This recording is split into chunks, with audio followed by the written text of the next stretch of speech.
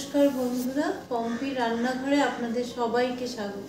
আমরা ইলিশ পাতুরি, ভেটকি পাতুরি প্রায়ই খেয়ে থাকি। আজকে আমি পাতুরিটাকে একটু অন্যভাবে বানাবো, পনির পাতুরি। যারা নিরামিষ খেতে পছন্দ করেন তাদেরও খুব ভালো লাগবে এই রেসিপিটা। চলুন তাহলে আমার সাথে আমার রান্নাঘরে যাওয়া যাক। পনির পাতুরি বানানোর জন্য আমার যে উপকরণগুলো লাগছে সেগুলো হলো 200 গ্রাম পনির, হলুদ গুঁড়ো, নারকেল, সর্ষে, নুন, পোস্ত, কাঁচা লঙ্কা, মাস্টার্ড অয়েল আর লাগছে ব্যানানা লিফ। পনির পাতুরি বানানোর জন্য আমি পনিরটাকে পিস করে নেব। আমি 200 গ্রাম পনির নিয়েছি, এটাকে 4 টুকরো করে নিচ্ছি। এভাবে আমি পনিরটাকে কেটে নিয়েছি। এবার এক সাইড থেকে স্লিট করে দেবো যাতে মশলাটা ভালো করে ভেতরে ঢুকতে পারে। পনির পাতুরি বানানোর জন্য আমি মিক্সিতে সর্ষে, পোস্ত, নারকেল, কাঁচা লঙ্কা আর নুন দিয়ে একটা পেস্ট তৈরি করে নিয়েছি। এবার এটা আমি একটা বলের মধ্যে ঢেলে দিচ্ছি। হলুদ গুঁড়ো দিয়ে দিচ্ছি, সর্ষের তেল দিয়ে দিচ্ছি। এবার আমি সবকিছুকে খুব ভালো করে মিক্স করে নেব।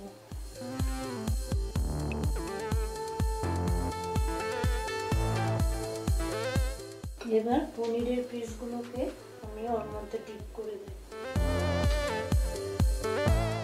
পনিরটা আমার ভালো করে মাখানো হয়ে গেছে। এবার এটাকে আমি ঢেকে 10 মিনিট ম্যারিনেশনের জন্য রেখে দেব। তাওয়াটা আমার গরম হয়ে গেছে। এখন কলা পাতাগুলো ওর মধ্যে সেঁকে নেব। কলা পাতাটা সেঁকে না নিলে ভেঙে যেতে পারে পাতুরি বানানোর সময়।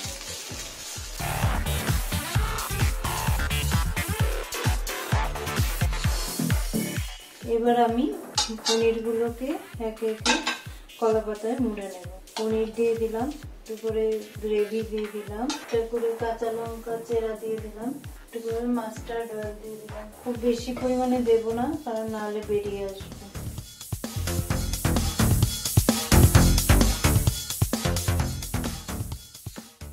এবার এটাকে স্ট্রং থ্রেড দিয়ে র্যাপ করে নিচ্ছি। এভাবে আমি সবগুলো পনিরকে কলা পাতায় র্যাপ করে নিয়েছি। আমি গ্যাস জ্বালিয়ে একটা স্টিমার বসিয়ে দিয়েছি, তাতে জল দিয়ে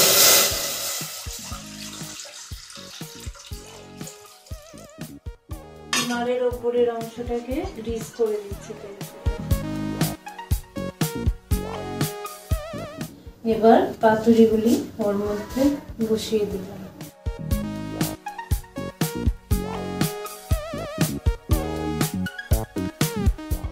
ঢেকে দিলাম।